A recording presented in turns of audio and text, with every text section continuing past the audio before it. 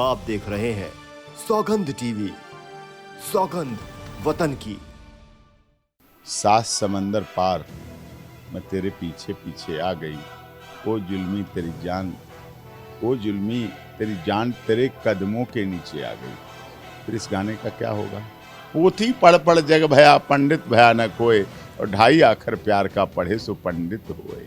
जैसे इस देश में अदनान सामी, दीपिका पादुकोण रह रहे हैं, विदेशी नागरिक हैं। अक्षय कुमार कनाडियन नागरिक हैं, फिर भी भारत में रह रहे हैं। जैसे रोहिंग्या मुसलमान भारत के लिए लॉ एंड ऑर्डर के लिए खतरा है, सीमा खतरा नहीं है। माननीय अमित शाह, जिन्हें बहुत संसदीय अनुभव नहीं था, पहली बार संसद में आए, पहली बार सांसद बने और गृह मंत्री बने, और गृह मंत्री बनने के बाद उन्होंने कह दिया जहां हुए बलिदान मुखर्जी वो कश्मीर हमारा है, और एक ही दिन में 370 और 35 को उखाड़ के फेंक दिया। और आज भी वो इस बात को कह रहे हैं कि पाक ऑक्युपाइड कश्मीर हमारा था, हमारा है, हमारा रहेगा। नमस्कार, आप देख रहे हैं सौगंध टीवी और मैं हूं आपके साथ आस्था तिवारी।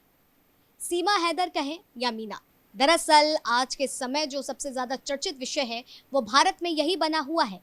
अब इसको लेकर के बात की जाए तो डॉक्टर एपी सिंह, जो कि सीनियर एडवोकेट हैं सुप्रीम कोर्ट से, उन्होंने इस बात की सपोर्ट करते हुए कहा है कि अब सीमा हैदर को सीमा ना बुलाया जाए बल्कि मीना कहा जाए। इसके साथ ही साथ वो भारतीय नागरिक की हकदार भी हैं, उन्हें भारतीय नागरिकता का भी जो प्रमाण है वो मिलना चाहिए। तो आइए इस पर चर्चा करते हैं, जानते हैं उनका क्या कुछ कहना है। सर, आपने जिस तरीके से बात कही कि सीमा हैदर को सीमा हैदर नहीं मीना कहना चाहिए, उसके बाद भारतीय नागरिकता की मांग क्यों? इसीलिए है क्योंकि वो अब सीमा मीना वाइफ ऑफ सचिन मीना है, भारत में रह रही है, इस वजह से उनको ये कहना चाहिए। लेकिन अगर बात की जाए सर, आपके इस बयान के बाद तमाम सवाल खड़े हो गए हैं कि वो भारतीय एडवोकेट हैं और एक पाकिस्तानी उस पर विश्वास करके उसके लिए जंग लड़ रहे हैं। 7 समंदर पार मैं तेरे पीछे पीछे आ गई। ओ जुल्मी तेरी जान, ओ जुल्मी तेरी जान तेरे कदमों के नीचे आ गई। फिर इस गाने का क्या होगा? है प्रीत जहाँ की रीत सदा, हम गीत वहाँ के गाते हैं, भारत के रहने वाले हैं, भारत की बात सुनाते हैं। प्रीत जहाँ की रीति है, परंपरा है। पोथी पढ़ पढ़ जग भया पंडित भया न कोय, और 2.5 आखर प्यार का पढ़े सो पंडित होए। और रहीमन धागा प्रेम का मत तोड़े चटकाए, और तोड़े से फिर ना जुड़े जुड़े गांठ पड़ जाए। इनका क्या होगा फिर? ये भी तो देखने की बात है। मैं ऐसी एक महिला जो 4 बच्चों की माँ है, उसकी वकालत कर रहा हूँ, उसके केस की पैरवी कर रहा हूँ। अगर वो आतंकवादी पाई जाए, स्पाई पाई जाए, हनी ट्रैप गैंग की सदस्य पाई जाए, ISI मेंबर पाई जाए, तो मैं ही कह रहा हूं, उसका वकील कह रहा हूं कि उसे डबल फांसी दो, कत्ल कर दो, सजाए उम्र कैद कर दो, लाइफ इम्प्रिजनमेंट टिल डेथ कर दो। जो कठोर से कठोर सजा हो सकती है वो दे दो। आपको जांच में ATS कर रही है जांच, ATS को नहीं मिलेगा कुछ।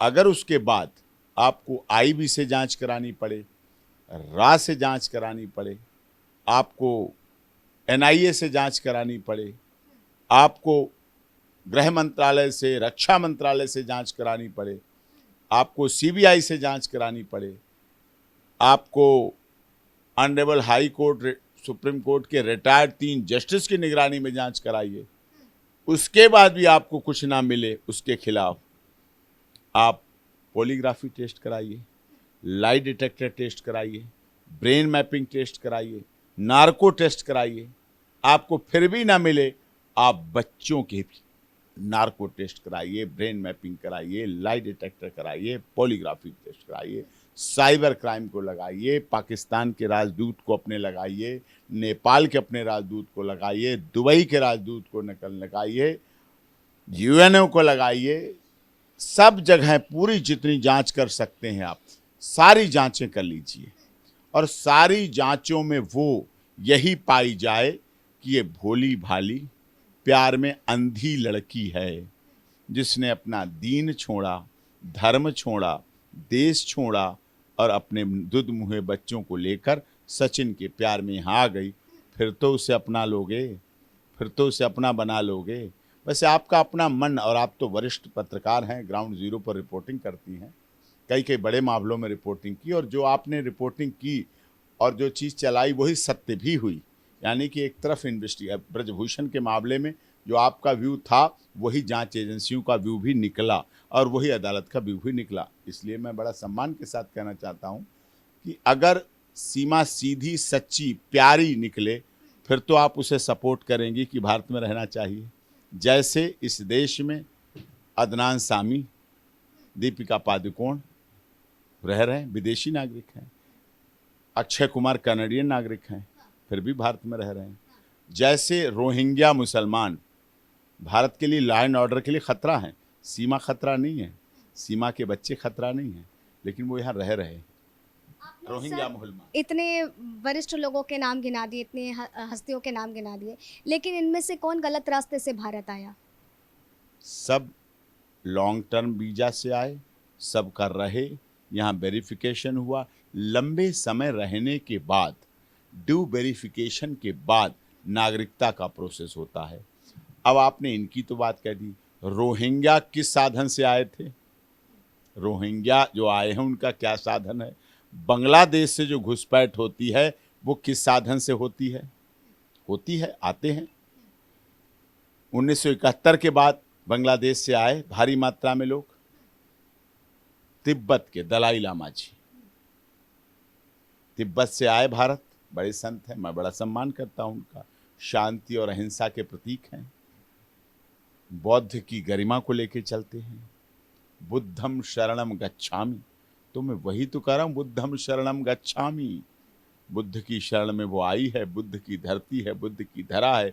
जैसे तिब्बत के लोगों को आपने स्वीकार कर लिया और मजनू का टीला भरा पड़ा है यहाँ दिल्ली का, जैसे तिब्बत के लोगों से हिमाचल प्रदेश का जनपद धर्मशाला भरा पड़ा है, पूरी उन्होंने पूरी रियासत जैसी बना ली है।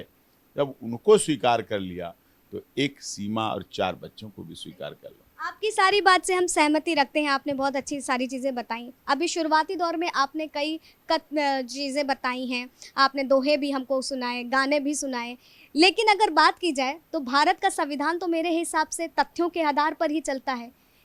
संविधान किसके लिए बना है? ईंट पत्थर के लिए, लोहे सरिये गारा के लिए बना है कि लोगों के लिए बना है? लेकिन जिस तरीके से संविधान तो आपने लोगों के लिए बना है। संविधान बना कैसे? रीति रिवाज, पद्धति, संस्कार, हमारे व्यवहार का ही तो कथन है, लिखा हुआ रूप है ना, वही तो संविधान है।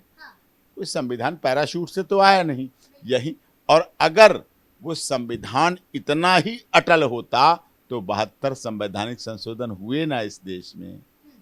पहले ट्रिपल तलाक था भारत में, था, मुस्लिम महिलाओं के हितों का संरक्षण सुरक्षा नहीं होती थी, लेकिन यही हमारा माननीय सर्वोच्च न्यायालय है, यही माननीय मोदी जी की सरकार है, यही नारा है कि सबका साथ, सबका विकास, सबका विश्वास और सबके साथ न्याय होना चाहिए, और उन्होंने ट्रिपल तलाक को क्वैश कर दिया। बिल्कुल, आपने ट्रिपल तलाक की बात कही, यही संविधान में 370 और 35 से थी जी।